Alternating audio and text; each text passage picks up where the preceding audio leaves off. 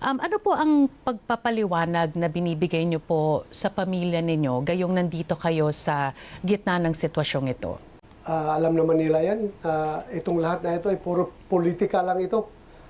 Nangyari ito dahil sa kasakiman ng ibang tao na gustong masiguro yung power na sa kanila. Yun na, ginamit na lahat ng diskarte para to banish the Duterte people from the face of the earth. But this case was filed even before, or this happened almost a decade ago. It was dead already. Matagal yung dead. Yung alis natin sa ICC, wala na yan eh. Pero kailan na binuhay? Binuhay nila ng gusto nung nagka-ambisyon sila na dapat hindi Duterte ang susunod na magiging presidente. So, Gusto nila Martin Romualdez, kaya doon nagstimula sa House yung effort nila na gibain ang mga Duterte. sa pananaw niyo po, wala itong kinalaman sa libo-libong namatay na mga kababayan niyo po?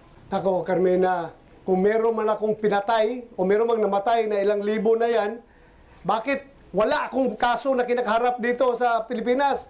Sarado ba mga RTC? Sarado ba mga korte natin? Bakit hindi ko mag-file? Bakit doon yung mag-file sa ICC? Because it is designed to banish us from the face of the earth. Bakit kahit isang murder case, hindi nyo ako napailan? Bakit sa tingin po ninyo na kailangan nasa puder pa rin ang mga Duterte at kanyang mga kaalyado? Wala man kami sinasabi. We're not claiming that Duterte again. Wala kami kiniklaim na ganun. We do not claim entitlement para dyan sa mga posisyon na yan. Let the people decide. Yun lang. Nakikita nila na malakas sa Filipino people si Vice President Sara Duterte. Giniba nila ng giniba. Kailangan nila i-prove na we deserve to be like this, like that. No, hindi naman kami ganun. Bahala ng Filipino people. Despite yung accusation ninyo na ilang victims ng EJK Kuno, bakit 2 bisis ako pinapanalo ng mga taong bayan maging senador? First na takbo ko after ako nag-retire ng PNP, number 5 ako sa eleksyon. Ngayon naman, pag re-election, number 3 ako.